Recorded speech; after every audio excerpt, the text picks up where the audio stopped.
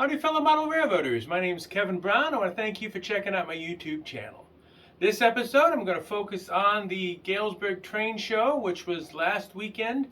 My group, the N-Scale of Bloomington Normal, set our modules up. This was the first, for lack of a better term, real train show since the pandemic, for us anyway. It was in a new venue, the field house for Knox College in Galesburg. The parking actually backed up against the main line, one of the main lines through Galesburg, so there was a pretty good rail fanning there too. This venue was big. It's bigger than it has been before. Seemed to be a little tight on parking, but all in all, it was one heck of a good show. I took a fair amount of footage, so I hope you enjoy it.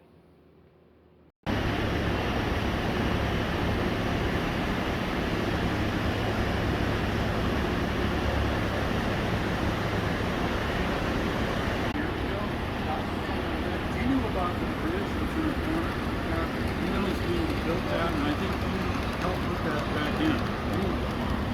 Did some work on it to get it so it would fit back into the layout. So he was involved, and then I think his job, family kind of took him away from it. Yeah. But he's been waiting to get back. He's got a lot of equipment that also.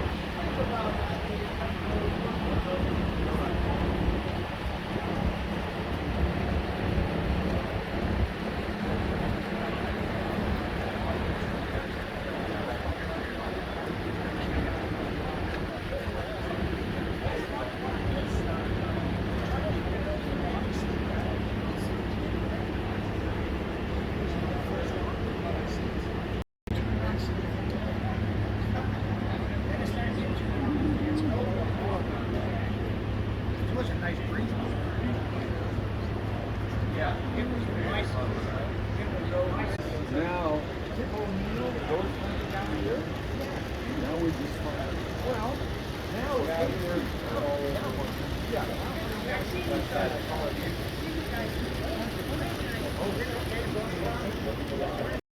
Yeah. Yay! Speaking of opinions like I can see why your wife is good.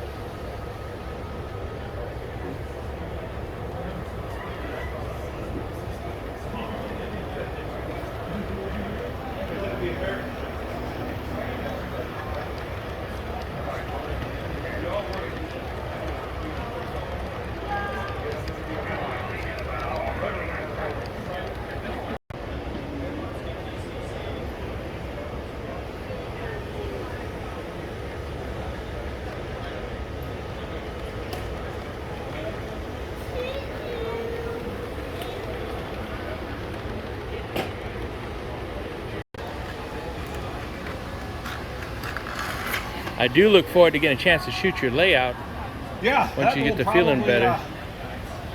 Happen in the not too distant future. That would be If great. I can get under the table Yeah, and back up, and then under it again and back up, then that's without it, too huh? much pain.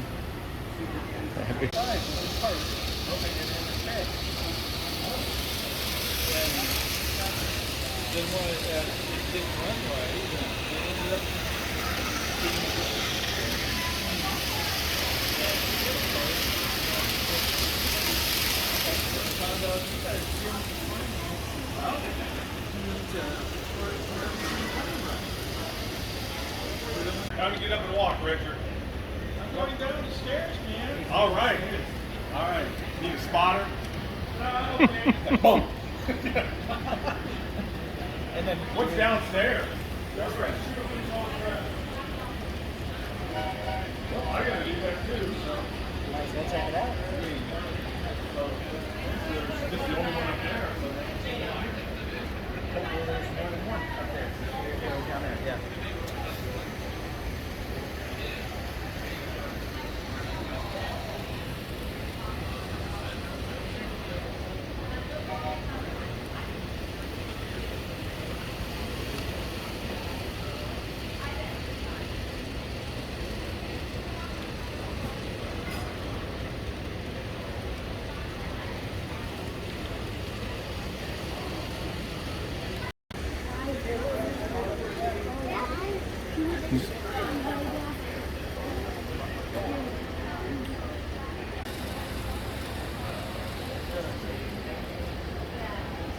Hey there.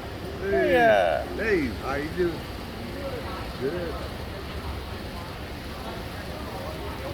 So what was up with DC other than that?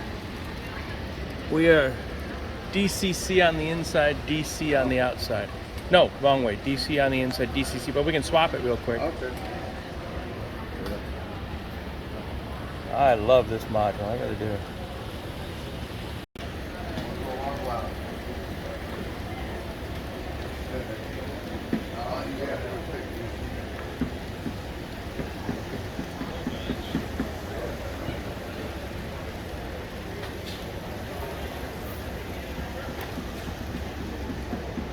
As you can see, it was a pretty big show. There were quite a few vendors, a lot of which I'd never seen before, quite a lot of variety. The traffic in there initially was, when I first got there early in the morning on Saturday, it was hopping, it was busy. I had a heck of a time finding a parking space even. It kind of trailed off in the afternoon, and it was slow but steady all day Sunday.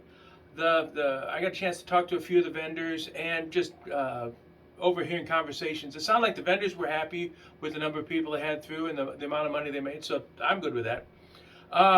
For myself, I did not overspend, I guess. Let me show you some of the loot I picked up at Galesburg. First and foremost, what I got at Galesburg was trees. This is $20 worth of trees. There's a vendor I've been bumping into at the Decatur Train Show, and I bought a bag of trees off of him several shows ago, thinking, well, I can always get more at the next Decatur Train Show. Well, that's been a year and some since that. So I was glad to run into him. I thought for 20 bucks, this is a lot of trees, and hopefully that'll give me enough to finish out the wooded corner and other things. So that was that purchase. And this is the one I hesitated on the most, even though I've always wanted this locomotive. This is obviously a Gulfmobile in Ohio. This is a DL109. This years ago, Concord made DL109s, and they also made PA1s in GM&O colors, but they never did manage to get to make a DL109 in the GM&O. And if you can see, it even has the chrome on the front for the wing emblem. It's a beautiful locomotive. And I got it for a steal at 45 bucks. That's the good stuff. The bad part about all this thing, it's completely incompatible with DCC. Let's just say DCC unfriendly. So I got to find a way to get this thing to convert as well as my PA1. So that's the only reason I hesitated, but at 45 bucks I couldn't say no.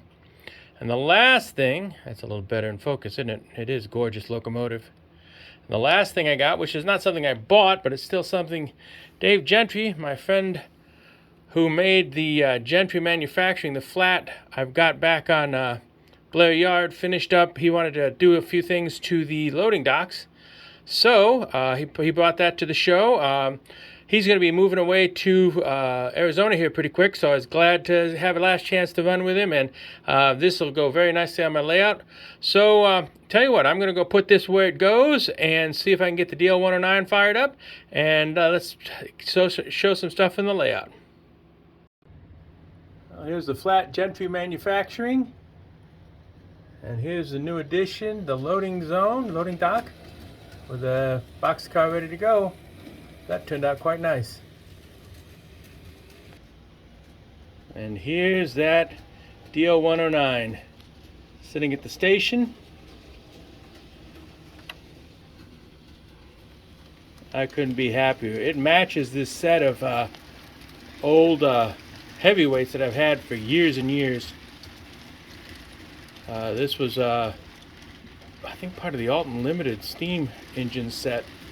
Never had the engine, but I did get the these old heavyweights ride like Buicks, and because I'm weak, I had to get my other PA1 base set. Both will be in Ohio, so 2 GM&O passenger trains.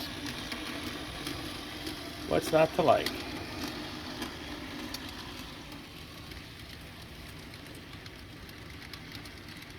Well, that's kind of the wrap-up of the Galesburg train show. I had a good time.